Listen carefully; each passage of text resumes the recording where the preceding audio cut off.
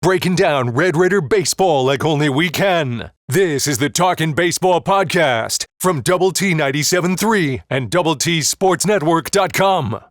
Welcome into another episode of Talkin Baseball alongside Jamie Lint. I'm Choice Woodman. This one brought to you, as usual, by our friends at Andrus Brothers. Jamie, not a great trip to Manhattan. It wasn't like you just played terrible baseball all weekend, so I think there's some frustrations even with that you didn't play terrible and you still couldn't find a way to get a win. And I think the way you finished the series, obviously where you lead pretty well the entire game, get out to a quick lead with the Robin Villeneuve 2-run homer, hold on to a lead for the most part all game long, and then let it slip away in the ninth. Always a terrible way to lose a baseball game, but an 0-3 trip after you do get one midweek win this past week. It was not great for the old Big 12 record.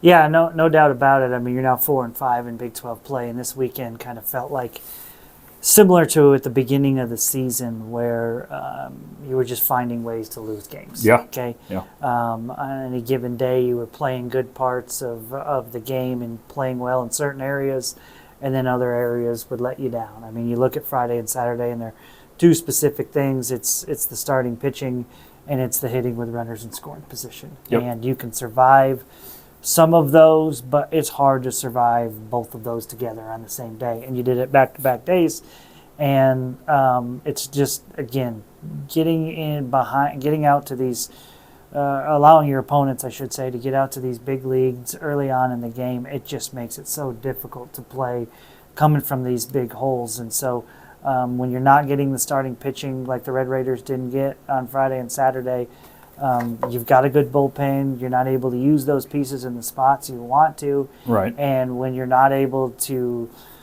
catch back up because you're given opportunities and you can't, or you've earned yourself opportunities. You've Right. You've earned yourself opportunities, but you can't take advantage and get guys home, and it just makes it really hard to win baseball games. And that's what happened on Friday and Saturday, and then Sunday you get a really good start from Zane Petty, who continues to impress. He's been really consistent in a starter's role. And then Trendon Parrish comes in, he gives up a home run, and then it looks like he's done his job keeping the Red Raiders out in front. You go to the ninth, and then it kind of fell apart from there. And of course, everybody has the questions as to why Parker Hutero wasn't used in that situation. That's a big question, sure. Yeah, and hope for the best I would have to think that they didn't use him because he wasn't healthy, and that's not really what you're wanting to hear. But otherwise, you would have guessed in that situation, Parker, who's been a great closer for you as far as finishing out games, and we've seen Hutero go 2-3 innings at times, and so it was surprising not to see him used in this situation, which does make me worry a little bit about his health. Obviously, health there, and there's other health concerns for the pitching for the weekend with Mac Hewer. Yeah, Mac Hewer found out middle of the day on Friday that he wasn't gonna pitch on Friday, and having talked with Coach Tadlock in the pregame interview before Friday's game, didn't feel like there was like this huge concern that, oh no, we may not have him the rest of the season. It just felt like, as Coach Tadlock has always done, I feel like the staff has always put first and foremost the future of these young men, and knowing that they are hoping to have careers in the game and wanting to do the right thing by them, which is the most important thing. And if he feels that there's a situation where that this could not be a good situation if he's not 100% healthy, well, you're not gonna. It's not like a basketball player who can he play at 90%? If his knee is bothering a little bit, well, sure, he probably can. The pitcher's arm's not right. A pitcher's arm's not right, and you don't want to mess with it. And Coach Tadlock talked to me about the fact that Mac and his high school, going back to his high school career, he's not really played in that many games as a homeschool guy, and then also talked about the fact that he's been used last year. He was a reliever at the beginning of the year and moved into the starting rotation. So at the beginning of the year, it's been 6 weeks of baseball and 6 weeks of him starting on Friday. And so they just felt like the right thing to do was to give him a week of rest. You would think that decision's based on, again, what's best for Mac, and also because they want to make sure they can have him for the rest of the season. So Right.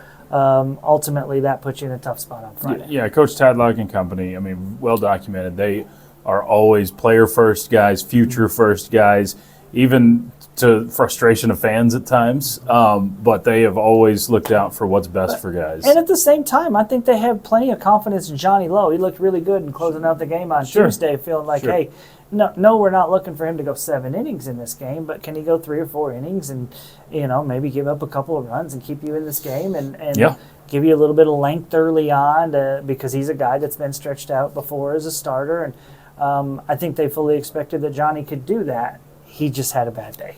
I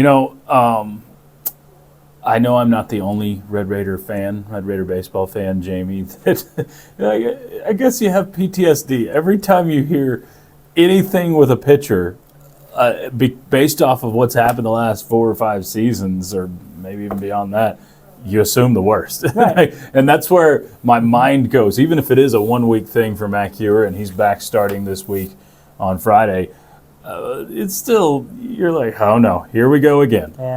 Yeah, and you probably thought the same thing when Lucas Perko left his start in Grand Canyon, I did. right? Sure. And now Lucas is back pitching, and it's just been a few weeks. So hopefully that's not the case with Hewer.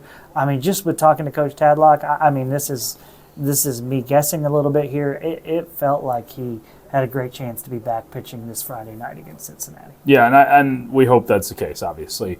But the overall weekend in Manhattan, it kind of piles on. We've asked this question as Big 12 play started. Okay, are you the team that started the season off poorly in non-conference play? Or are you the team that swept through Houston? Kind of had a mixed bag last week against TCU last weekend, where you played 2 good games, played 1 bad game, 2 good games, and lost one of those good ones that you played better in. This one against Kansas State, there was a lot of moments where you played good baseball, but like you said, just finding a way to lose games, and that resembles a lot of your earlier season. Yeah, I mean, you lose on Friday 10-5. You start down 7-1 in that game through 2 innings. Right?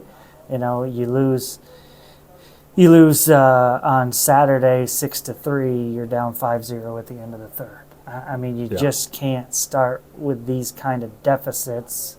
And expect to win many baseball games. You're going to come back and win some of them, like you did on Tuesday. Sure.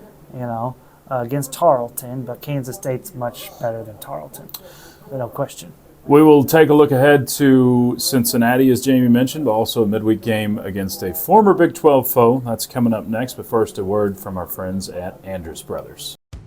When you want the brand in West Texas roofing, there's only one company to call, Andrus Brothers Roofing. Like our Red Raiders, Andrus Brothers knows that to win, you have to be better than your competition and you have to dominate in all phases. With over 40 years experience, Andrus Brothers has mastered these concepts. So when the high winds and debris damage your roof, there's only one company to call, Andrus Brothers Roofing. Accept no substitutes. Stick with the starters on the ABR winning team. Andrus Brothers Roofing, we nail it every time. All right, back here with Talkin' Baseball alongside Jamie Lent and Choice Woodman. Jamie, the matchup with Cincinnati, obviously a big one because it is a winnable series and at home.